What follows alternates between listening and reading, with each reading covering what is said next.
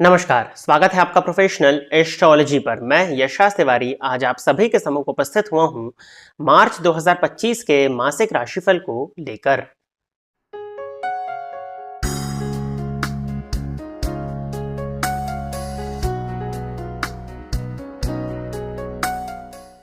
इस राशिफल के कार्यक्रम में हम चर्चा करने जा रहे हैं कि आपके लिए ये मार्च 2025 का मंथ क्या लेकर के आ रहा है, क्या लाभ और क्या हानि, आपका करियर कैसा होने वाला है, आपके लिए धन की स्थिति इस मंथ में कैसी रहने वाली है, लव एंड रिलेशनशिप के पॉइंट ऑफ व्यू से आपके लिए मंथ कैसा होने वाला है, साथ ही साथ आपका दाम्पत्य जीवन, आपका व्यापार, आपका करियर और जीवन के विभिन्न पहलुओं पर हम आज के इस कार्यक्रम में चर्चा करने जा रहे हैं। जैसा कि आप सभी दर्शक जानते हैं, जो हमारा राशिफल का कार्यक्रम होता है वो गोचर पर आधारित होता है और इस मंथ में यदि आप देखें तो केवल और केवल सूर्य ग्रह का राशि परिवर्तन होने वाला है, जो कि 14 मार्च 2025 को कुंभ राशि को छोड़ करके मीन राशि में प्रवेश करेंगे। साथ ही साथ गोचरीय घटना के रूप में यदि आप देखते हैं तो 2 मार्च 2025 से 13 अप्रैल 2025 तक शुक्र वक्री होने जा रहे हैं और 15 मार्च 2025 से 7 अप्रैल 2025 तक बुध भी वक्री होने जा रहे हैं। तो बुध और शुक्र का वक्रत्व काल हमको मार्च के मंथ में देखने में मिलेगा, जिसके भी प्रभाव प्रत्येक जनमानस पर देखने में आएंगे, जिनको हम बारी बारी करके आज के इस राशिफल के कार्यक्रम में चर्चा करने वाले हैं। जैसा कि मैंने बताया कि जो राशिफल का कार्यक्रम होता है वो गोचर पर आधारित होता है और गोचर मौसम की तरह होता है। ये डिपेंड करता है आपकी जन्म कुंडली की प्लैनेटरी पोजीशन पर। यदि आप अपनी जन्म कुंडली का विश्लेषण पूर्ण रूप से मेरे द्वारा कराना चाहते हैं पर्सनल अपॉइंटमेंट लेकर के, तो इस वीडियो में जो नंबर दिखाई दे रहे हैं आपको, उन नंबर पर आप व्हाट्सएप के माध्यम से संपर्क करके अपनी जन्म कुंडली विश्लेषण का स्लॉट बुक कर सकते हैं। यदि आप इस कार्यक्रम को देखते हैं और इस कार्यक्रम के माध्यम से आपका कुछ भी लाभ होता है तो आप इस वीडियो को लाइक करें, साथ ही साथ इस चैनल को सब्सक्राइब करें ताकि इन फ्यूचर जो भी कंटेंट मेरे द्वारा इस चैनल पर अपलोड किया जाता है उसका नोटिफिकेशन आपको मिलता रहे।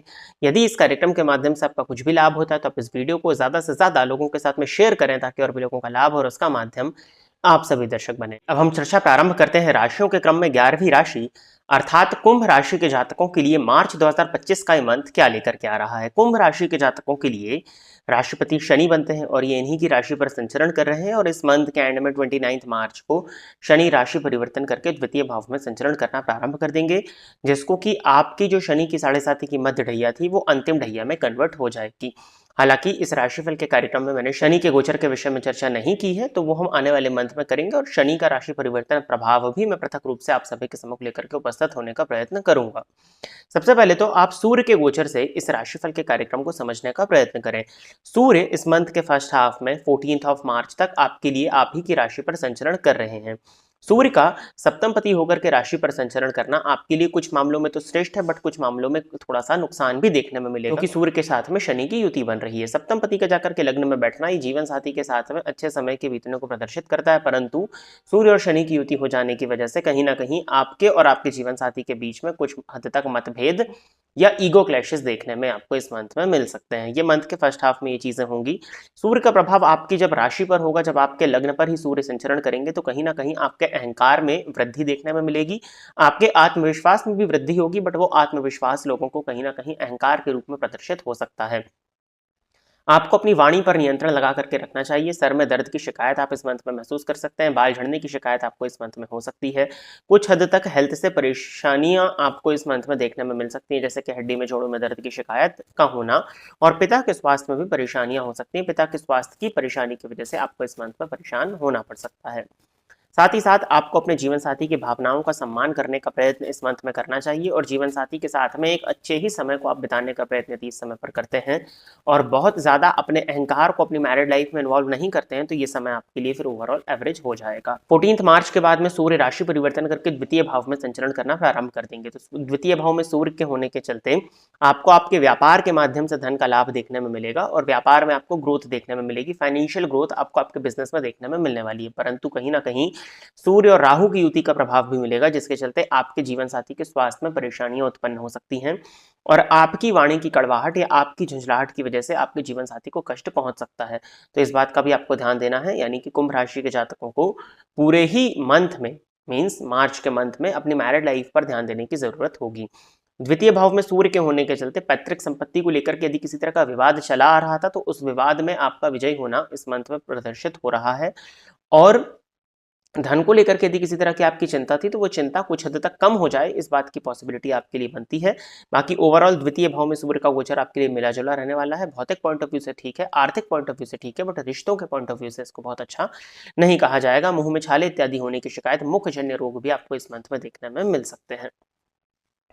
इसके साथ ही साथ यदि आप बुध के विषय में विचार करें तो बुध आपके लिए पंचम भाव और अष्टम भाव के स्वामी होकर के द्वितीय भाव में संचरण कर रहे हैं अपनी नीच राशि में, और जैसे ही ये 15 मार्च के दिन वक्री होंगे तो ये उच्च के समान फल देना आपके द्वितीय भाव में प्रारंभ कर देंगे। तो ये भाषण कला योग का यहाँ निर्माण होगा। अब भाषण कला योग का निर्माण होगा तो आपको किसी भी बात को बहुत ज्यादा बढ़ चढ़ करके बोलने से बचना चाहिए। यदि आप किसी भी बात पर बहुत ज्यादा बढ़ चढ़ करके बोल देते हैं या आपकी वाणी में कड़वाहट लोगों को प्रदर्शित हो जाती है तो भाषण कला योग का आपको लाभ नहीं मिल पाएगा और कहीं ना कहीं आपकी वाणी की वजह से लोग आपके शत्रु बन जाएंगे। परंतु यदि आप इस चीज का ध्यान रख लेते हो तो बुध का द्वितीय भाव में जाकर के राहु के साथ में बैठ करके उच्च का फल देना, आपकी वाणी में एक अच्छा निखार आएगा। द्विअर्थी बातें जरूर आप कर सकते हैं बट वो लोगों को बहुत अच्छी लगेंगी और आपके द्वारा कही गई बातों से लोग शीघ्र ही प्रभावित हो जाएंगे। पंचम पति का द्वितीय भाव में जाना धन संचयन के पॉइंट ऑफ व्यू से भी अच्छा है। आपको धन का लाभ भी देखने में मिलेगा और अकस्मात रूप से भी धन प्रदाय के समय आपके लिए हो सकता है। बुध भी आपको दंत जन्य रोग यहाँ पर बैठ करके दे सकते हैं, तो इसका आपको ध्यान देने की जरूरत होगी। द्वितीय भाव में शुक्र अपनी उच्च राशि में है, 2 मार्च के बाद में वक्री होंगे तो नीच के समान फल देना प्रारंभ कर देंगे द्वितीय भाव में, और राहु के साथ युत है। यदि आपका कैरेक्टर कतई लूज होता है तो गुप्त रोग की पॉसिबिलिटीज आपके लिए बनती हैं।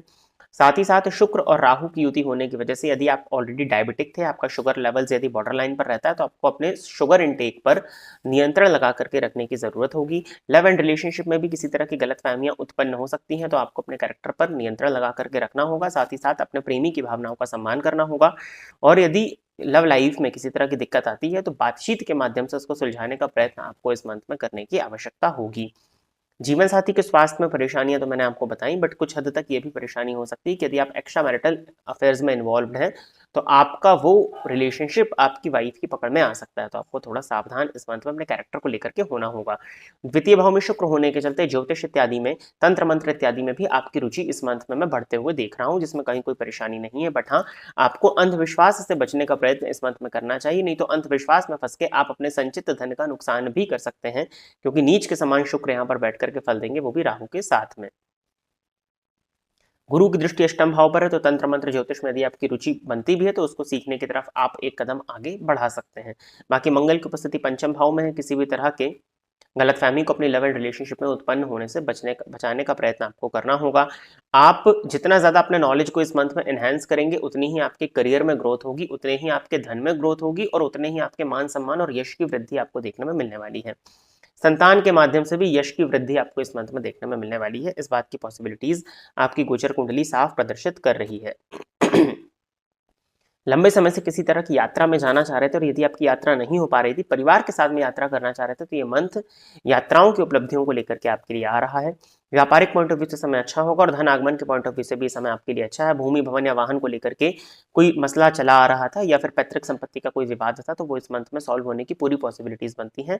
आपको उस तरफ थोड़ा सा एफर्ट्स कर लेना चाहिए। उपाय के तौर पर आपको इस पूरे ही मंथ में हनुमान जी की आराधना करनी है, साथ ही साथ नित्य देवी मंदिर में जाकर के आपको दर्शन करना चाहिए और अपने माथे पर सफेद चंदन का तिलक यदि आप इस मंथ में लगाते हैं तो ये उपाय करना भी आपके लिए अच्छा होगा। साथ ही साथ शनिवार के दिन यदि आप सुंदरकांड का पाठ इस मंथ में कर सकें तो ये शनि और मंगल दोनों का ही गोचर आपके लिए काफी हद तक फेवरेबल हो जाएगा। तो प्रिय दर्शकों, ये था कुंभ राशि के जातकों के लिए मार्च 2025 का राशिफल। आशा करता हूं कि कुंभ राशि के जातक मेरे द्वारा बताए गए इस राशिफल के कार्यक्रम से संतुष्ट होंगे। यदि आप इस कार्यक्रम को देखते हैं और इस कार्यक्रम के माध्यम से आपका कुछ भी लाभ होता है तो आप इस वीडियो को लाइक करें, साथ ही साथ इस चैनल को सब्सक्राइब करें ताकि इन फ्यूचर जो भी कंटेंट मेरे द्वारा इस चैनल पर अपलोड किया जाता है उसका नोटिफिकेशन आपको मिलता रहे। यदि इस कार्यक्रम के माध्यम से आपका कुछ भी लाभ होता है तो आप इस वीडियो को ज्यादा से ज्यादा लोगों के साथ में शेयर करें ताकि और भी लोगों का लाभ और उसका माध्यम आप सभी दर्शक बने। आज के इस कार्यक्रम में बस इतना ही रखते हैं।